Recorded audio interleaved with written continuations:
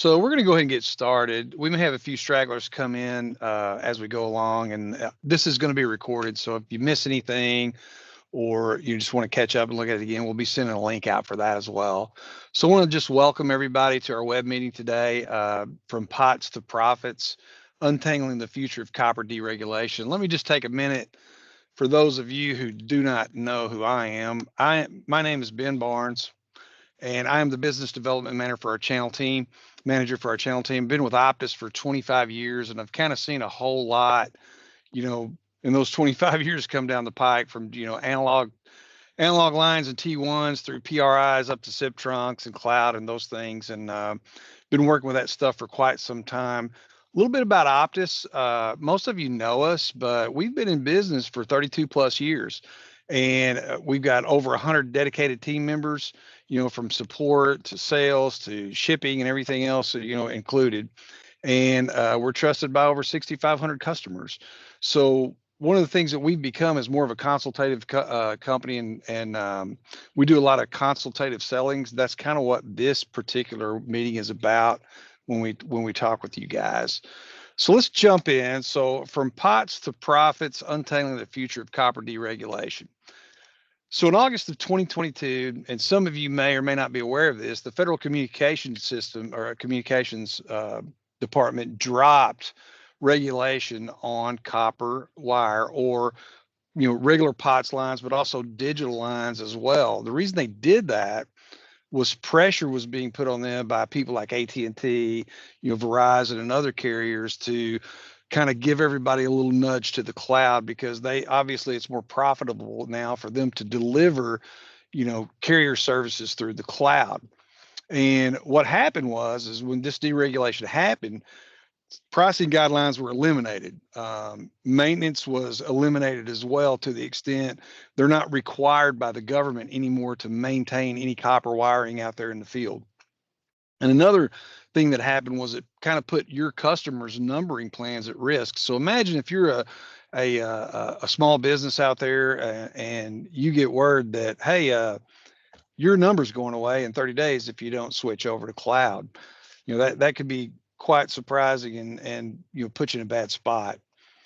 So what's the outcome of this change? Analog and digital line providers can now charge basically whatever they want, right? There is no regulation on what they can charge as far as a monthly line charge. And I can tell you from what we've seen, it's really the wild, wild west out there. They don't have to maintain lines. So if lines are cut, they don't have to repair it. When the copper degrades, they don't have to replace it. So basically what happens is if you're an analog line user out there and somebody cuts your line, you're kind of at the mercy of the carrier to come out and get you back up and running.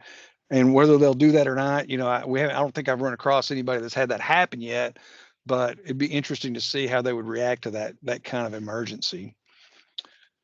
So how's this affecting customers? So across the country, some carriers' prices have skyrocketed. We've seen things where, and I've talked to people all over the country from coast to coast, that it's anywhere from 3 times to even up to 10 times the amount that they were paying, based on who the carrier is. The biggest culprits are AT&T and Lumen from what I've seen, but, Spectrum's out there too, and a few others, and costs are going up. There's no doubt about it. Some businesses have been given deadlines to, as I said before, to move and not or lose their number. In some cases, I ran into a customer in California who had 6 locations with mid-range PBXs. They had a PRI at each one, and they were given 30 days to switch to cloud or just completely lose their service. They would have to go to another service, which put their number at risk as well. So because sometimes they can't port those. What another thing that we've seen is, the city of Rogers, Arkansas, has a water department, and they're kind of separate from the city. And they had an old NEC DSX40. For those of you who know that's an old phone system, not even capable of even doing a cloud solution like SIP trunks. So what happened is AT&T brought fiber into the DMARC and was converting to analog, and they were still charging them the higher analog prices. They were charging them for 4 lines, $800 a month. So basically $200 a month for 3 analog lines and a fax line. So we're seeing all kinds of stuff out there, and that's the way it's affecting the end users and small mom and pops. From the smallest, couple of phone lines here all the way up to multiple PRIs. Everybody's getting a pricing increase when it comes to the carrier. So what is the current landscape? Well, it's really a bit of disarray, right? I mean, for some customers, there's no awareness that this has even happened yet. And this happened in 2022. I really thought that, awareness would come around really quickly when this happened, but it hasn't to a certain degree with some end users because they pay the phone bill like they pay insurance, right? I mean, the bill comes in and they pay it, and sometimes the owner or the powers that be that watch count the beans don't always get to see the phone bill. It just gets paid, and nobody really, maybe somebody wonders, well, my phone bill went up. Wonder why that happened. But it does get their attention when it goes up, significantly, like 5 to 10 times what they were paying before. So eventually they're gonna figure it out. Some are just recently aware, and customers are learning of the change, and they're not really sure how to proceed. So they're going to reach out to folks like you. They may call their carrier, and after they call their carrier, they may call you because they get bad news from the carrier. So that's part of it. And some people are ahead of the curve. They do know that this change has occurred, and they're seeking alternative solutions, whether that be SIP trunks or a cloud solution of hosted PBX or something like that. So how can we help our customers? That's really the crux of this meeting. I mean, really, we can provide free assessments. Basically, you just reach out to your existing customer, get a phone bill, sometimes that will be bundled with internet. Last week, we got a phone bill from a customer that has Comcast out in Vegas. And they had 8 lines coming in. They were SIP trunks, but they were being converted to analog at the DMART because the customer, again, has an old NEC system that's not capable of SIP. But they were only paying, I think for 8 lines, like $307 a month. But their internet was actually $405 for a 300 by 30 connection. And I think you guys probably know that's pretty high for your internet connection. I mean, some places you can get a gig for $125. So what we like to do is kind of do an assessment and look at the holistic picture there, whether, and we can recommend internet providers and obviously solutions, to the phone piece too.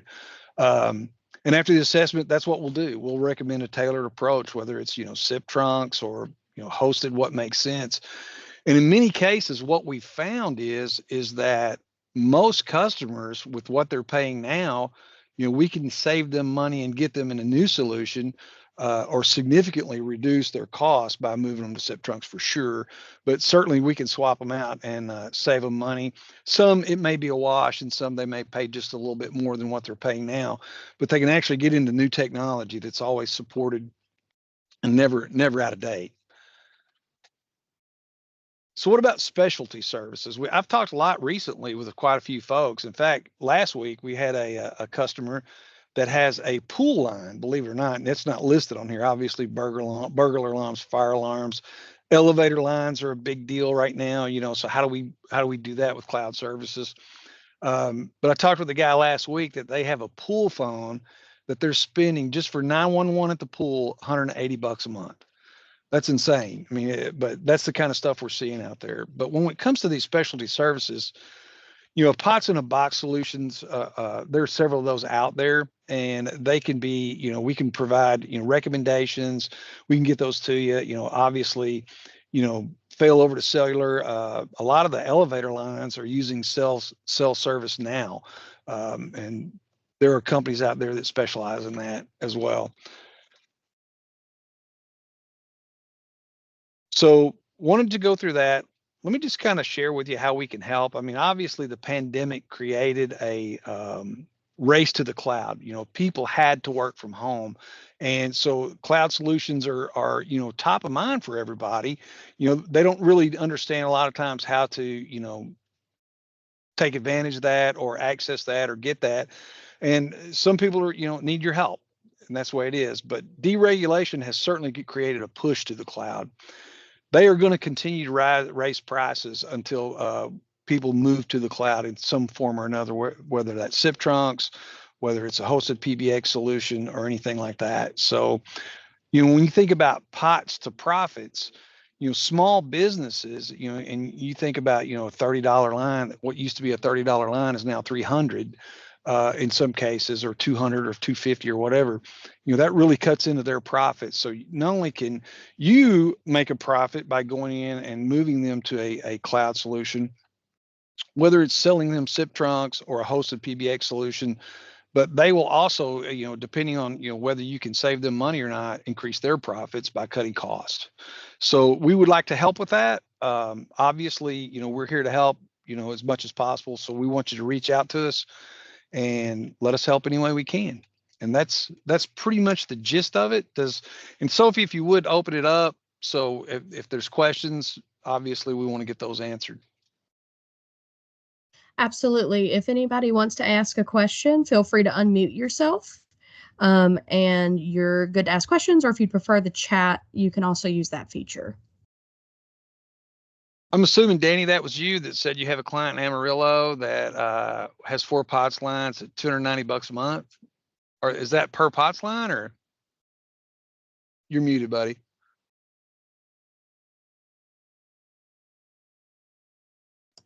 They were at 290, and we were notified this week that they're going to 340 per line per month next month.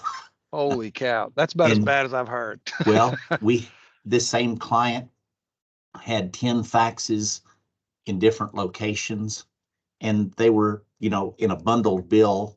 They had PRIs and stuff, but the faxes were about $38 a month.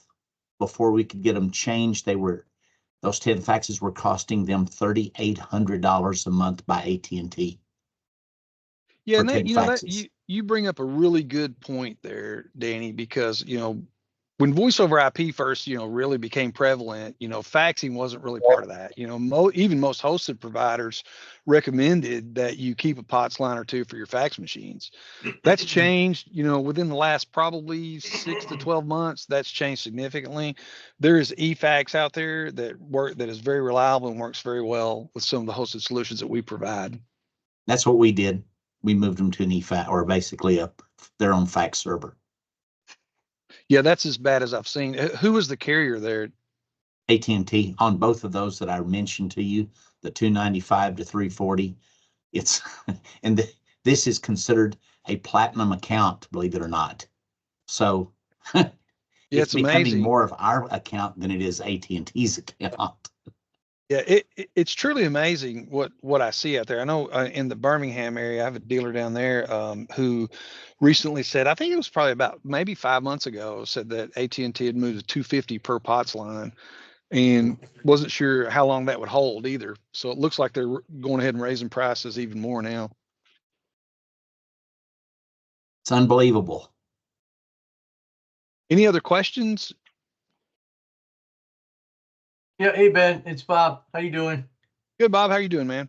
I'm good. So, question: Are you seeing this all over the country, like in Northeast and South, out West? Are you seeing this everywhere? Everywhere. So yeah, like I said, Vegas was the one. The 6 PRI customer was in Southern California. Obviously, up in your area, we're seeing it as well. And a lot of times, I've heard things about people saying, well, we have bundled services through Comcast or someone like that, where they bundle your internet, telephones, television, whatever it is. But you really need to search those bills and do some analysis with those, because like the one in Vegas, I mean, they may be getting a cheap phone solution, but they're paying a lot more maybe for their internet, or maybe even for the cable TV or something that they bundle in there with it. We can kind of go through those with you and really search through them and really kind of weed out what makes sense for those type of people, especially these folks. And what really matters is if you have customers out there that are sitting on these older systems, right? Because and they would love to have a mobile app. They would love to have call recording. They would love to have some type of contact center, but their system's not capable of it, or trying to get support for it's gone, but they're sitting on this old phone system because it doesn't really cost them that much. Then, what we can look at, we have solutions where we can get customers in for literally no money down. Everything's included for the seat price. If those systems are capable of providing SIP trunks, then obviously we can help hook you up with carriers that you guys can sell them SIP trunks and make money as well from that, and significantly lower that cost. Okay. Hey, Ben, I have a question about the fax servers. Sure. Do they meet HIPAA requirements? They do. It's my understanding that they do. So that's a good question as well. So for those of you out there that have doctor's offices, assisted living facilities, they still use a ton of fax. I mean, it's interesting, but yeah, typically those will meet HIPAA compliance. And that's really kind of still a requirement for Medicare and Medicaid billing, is that they use that. And when you just be aware on your SIP, as far as utilizing some type of a eFax service, they have ones that are verified and they have unverified versions.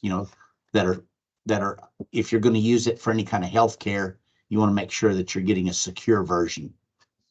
That's right. Sorry, Ben. No, you're good. Jump in, anybody. There's an open discussion. Any other questions, or is there anything I can answer for you? Ben, David Cody, I've got a question for you. Hey, David. Related specifically to fire alarms and elevator alarms. What hardware solutions are you currently proposing? So it could be a lot of different things. A lot of people will use an ATA device if you know how to use those really well. A gentleman yesterday explained that he uses that a lot. Most people will use some type of POTS in a box device. We can also connect you with a company, your third-party companies like Kings 3 that provide that via cell service. It's just depending on what the customer need actually is. I've heard yesterday that a lot of people are going to where there will be a video connection within the elevator itself. So if you get stuck or whatever, there's emergency or anything, the video feed will be live and you can sign language. Hey, I'm stuck in the elevator. You can also send messages via the open close door by like pushing it 3 times or, a series of times to let people know that there's an emergency there. People are coming up with a lot of unique solutions for that. So there's a lot out there. I mean, it's not just one simple solution. It depends on what, the need of the customer is and what we can bring to them. Ben, if I can, Go ahead. answering David's question a little bit, we are licensed fire alarm. And on a lot of these fire alarms, we're using a device it's a third-party device called an M2M. It is a cellular device. It meets all the NFPA 72 fire codes, and it will it'll fit on virtually every manufacturer's system. So it'll support almost any fire alarm, and it's M2M. If you have a client and they're looking for a solution and you can't provide it, you can at least give them some information of where they can find it. Yeah, and there are state regulations in all 50 states for that, and there are websites out there that you can access, David, that will tell you what's required. Sometimes an ATA device might not be enough. The state may require something else besides that. Right. And that really is where you're needing to go to NFPA 72, because that's the jurisdiction having authority. That's where the buck stops. Yep. Yeah, the ATAs for fire alarms are a no-go. The M2M, I'm not familiar with that. I'm familiar with Telguard for fire alarms. And then you have the generational stuff with radionics that may or may not. And then as far as elevators go, any type of cellular interface without all the bells and whistles is what I found. So this M2M, are you advocating that we get that from you guys, or what are you advocating? No, you can just buy that through any ADI, any security fire alarm company. That's a distributor. But M2M is like Telguard, And it's a real small, I mean, it'll fit anywhere almost where you can get it in. You can buy it with a little external antenna in case you don't want to necessarily mount it inside the can itself unless you put a little external antenna on it. But you can buy that for about $10. It's a real inexpensive. We've had virtually no failures with them as we've had to migrate over a period of time. With even the radionics, huh? Well, we've done radionics in the past, but we've just found this to be a real fast, easy, programmable. You can buy it in a Verizon format or an AT&T format, or you can get it where they're dual service, and so right. It's about half the size of an old package of cigarettes. Is kind of a I don't smoke, but I know what package of cigarettes looks like. Yeah, that really brings up, if you guys have a specific need, shoot me an email. I'll be glad to bird dog that for you and see what fits best. Sure. Yeah. Thank you. Yep. Hey, Ben. You have a bill. Yes, Okay. Ruby. Hey, Ben, what's pots in a box? I don't understand that. What are you talking about? Well, pots in a box is just like Danny was saying, it's just whatever device you decide to use, Oh, okay. you know, for basically emulating POTS lines. That's the simple Okay. explanation. Okay. I thought there was something specific that you were thinking about, but okay, I understand Yeah. then. Yeah, PIAB is just one of those industry acronyms that, can, it's kind of an umbrella acronym. It stands for POTS in a box that just, everything that falls under that is what they call just for emulating POTS lines. Okay. What do you think's going to happen, Ben, with 911 services, with all the spoofing and the IP and no way to trace back copper? 911 done? Yeah, I'm not sure. That's a question that hasn't come up to me, so I couldn't tell you for sure. Obviously, it could be affected, and depending on things like Kerry's law and stuff like that, it's going to have to be mitigated some way. But that's one I'll have to research and get back to you on. Ben, can you hear me? Yeah, go ahead. Yeah, I put a question in. I have a lot of smaller companies too that have, spectrum for internet or possibly AT&T. Try to get them off of that. But sure. Yeah, but they're using 2 or 4 line phones. They're little small retail shops, this, that. Is the POTS in the box more of a thing, or is it something like your SIP service giving them an ATA that can then simulate their POTS? Yeah, I would say for small business owners, a cloud solution is probably best. And here's why, right? Well, what if the internet's down? Well, what if this? We get those questions all the time, right? So you take a customer, what small business owner do you know that doesn't have a cell phone that they live by? Right. So if they do have an internal phone system, or they have phones in the shop or whatever, a line gets cut and they're down, right? But if they have a cloud solution, even if a line gets cut, and they have a mobile app on their cell phone, they're not down. So there's some redundancy there. And I'll tell you this, I'm a recent convert to the mobile app, I'll tell you, and I'm always amazed at how much I use it, so much more than I thought I would. So even when I'm driving around, I Bluetooth it to my car. I get phone calls all the time from customers. I'm out at lunch, on the weekends, things like that. They just may have questions, or they may have a down system, something going on, some type of emergency they need my help with.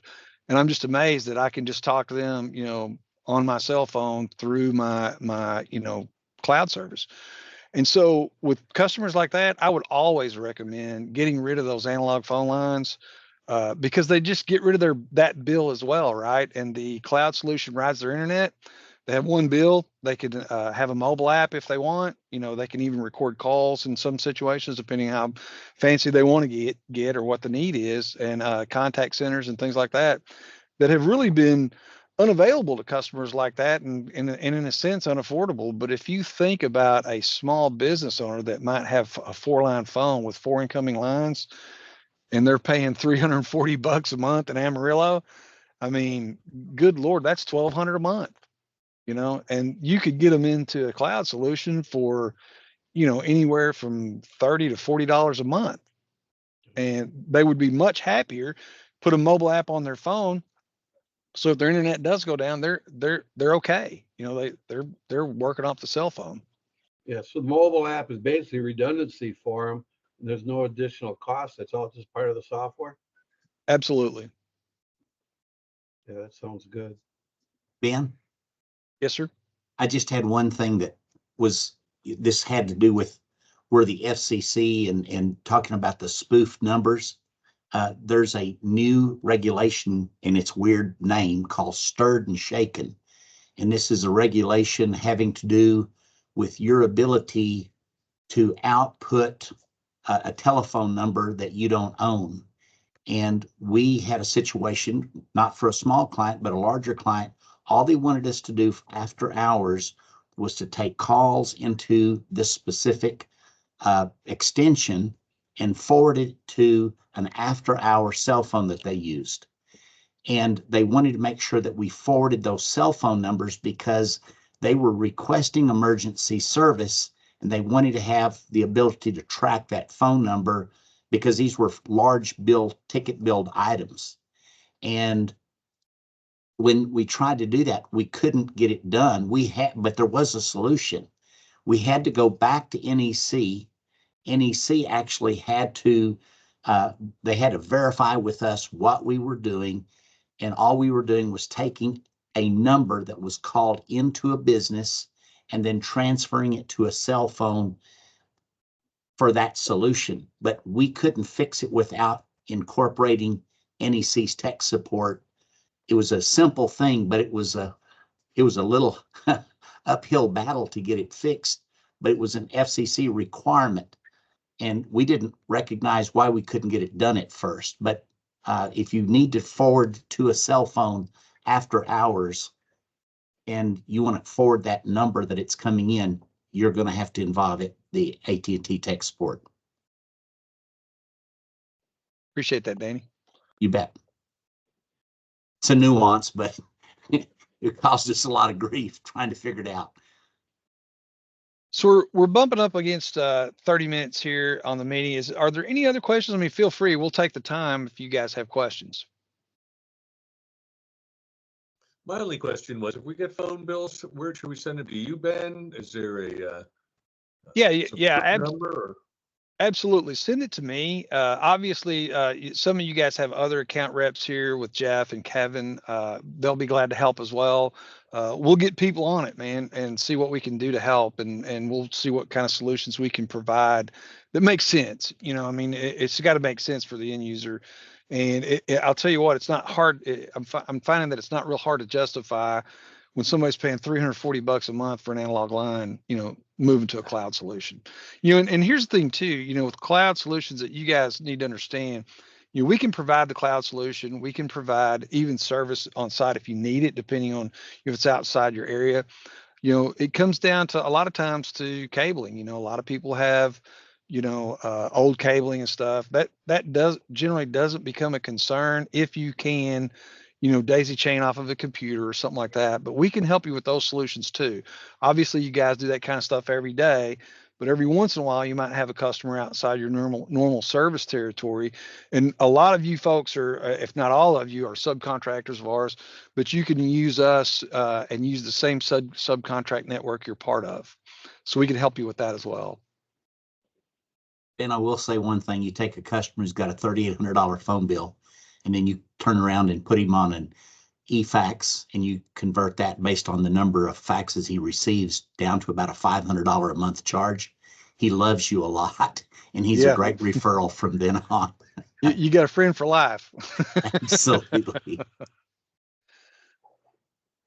Any further questions? All right. Well, I want to thank you. We appreciate that. I appreciate that. And we really appreciate you all taking the time. I know here's my contact information. If you guys want to scan the QR code, if you don't have it already, please scan that and get in touch with me. I will definitely be reaching out to everyone on the web meeting today. And again, there'll be a recording of this. So we'll get that link out as well. So if you guys want to go back through it. Sounds good. All right. Thanks, everybody. Appreciate you. Thank you. All right. Thanks, Dan.